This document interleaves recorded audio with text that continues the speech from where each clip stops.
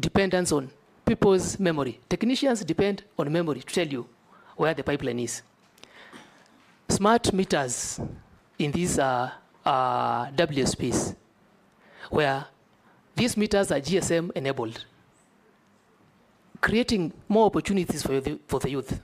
And if I find an opportunity to sit in the cabinet as approved by this House, I would also be a champion to developing policies, not only in my ministry, but in other ministries that include and take care of public participation, especially the young people, inclusivity, and that their opinions are heard and they find the final decision or the final policy that is adopted as a country accommodates their issues. Thank you. Thank you so much.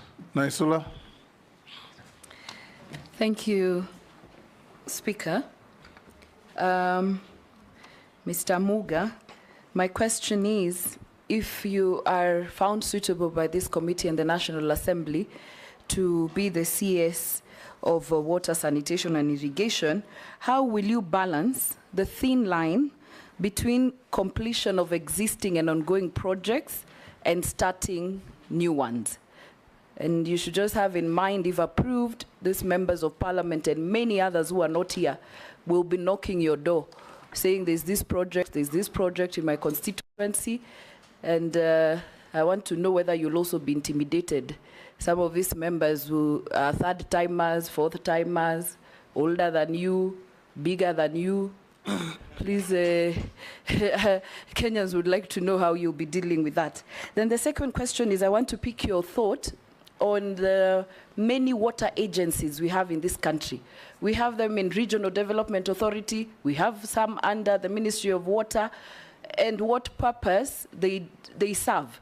You know, they're all serving the same communities. We're giving funds to a certain regional development body. We're giving another one to a water agency. The money for development is lesser than the recurrent expenditure.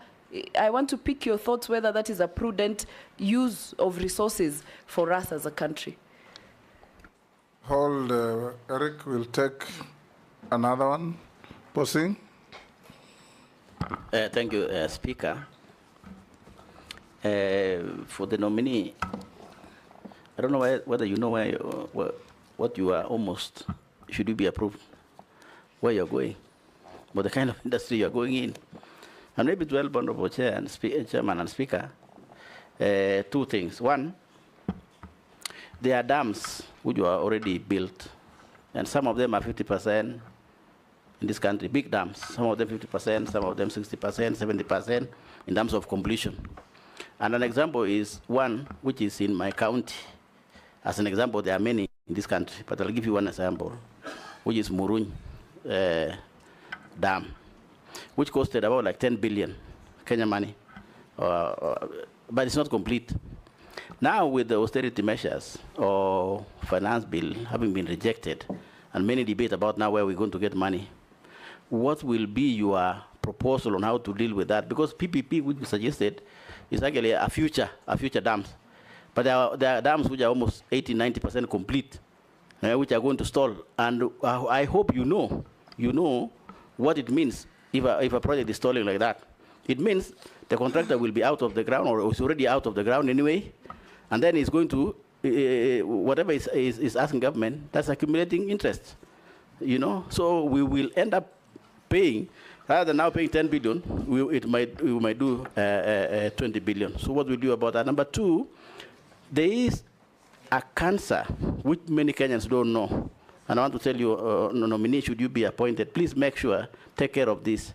From audit perspective, we have realized that as a country, there are again so many dams which were built using loans, right, from outside this country, from developing agencies or banks and so on. And that loan, MOGA, is being paid by National Treasury as exchequer, which means from our taxes. And those Kenyans who are paying those taxes, for example, are not even enjoying that water. So there's been a serious debate that even those agencies which run this water, those now regional agencies, they don't pay. So National Treasury ends up mobbing out taxes to pay for the loan about those projects. Therefore, there was a proposal, MOGA, There was a proposal in the discussion to say, why don't we charge a levy from the waters that we used to build using these loans, so that the National Treasury can build that loan? What will be your opinion as you come in? Will you agree with that opinion? And if you don't agree, what will be the future?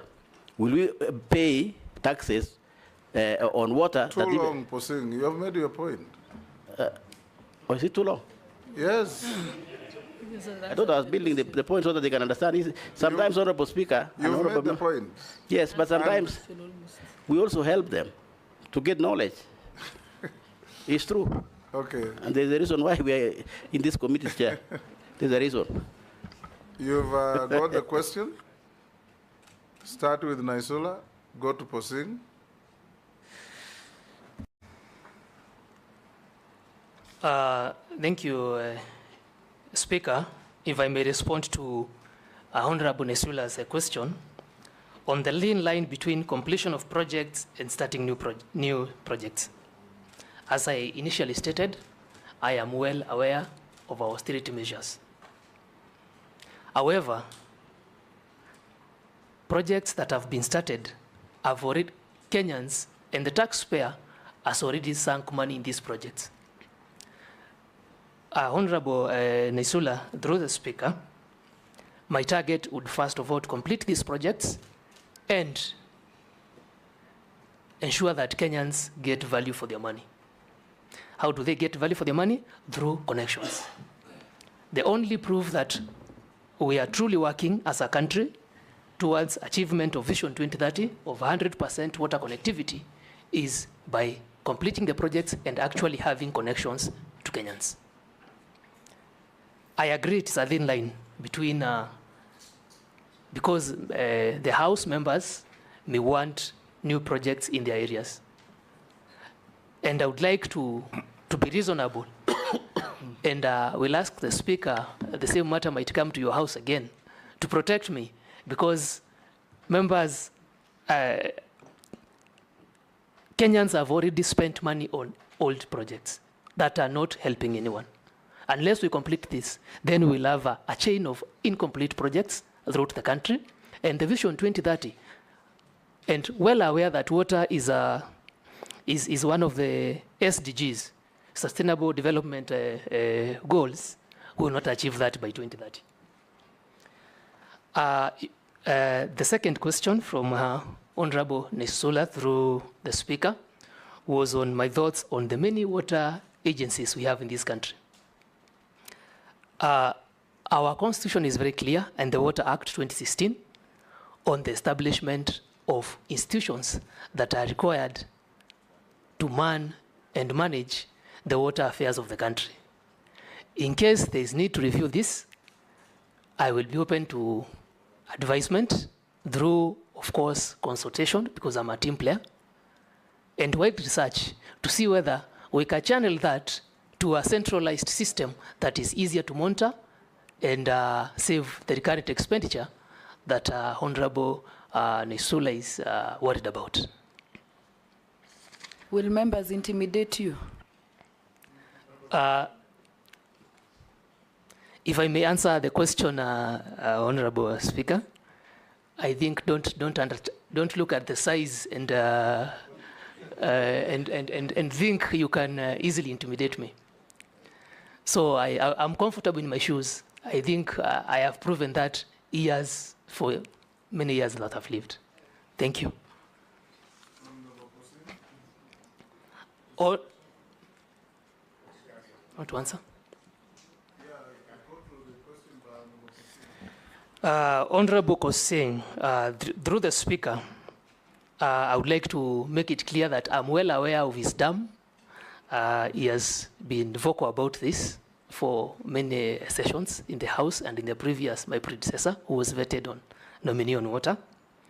And I understand that his dam is approximately 50% complete. He has stated that almost 10 billion Kenyan shillings have been sunk into the project. And now we are facing austerity measures, and this dam was not one of the PPP projects.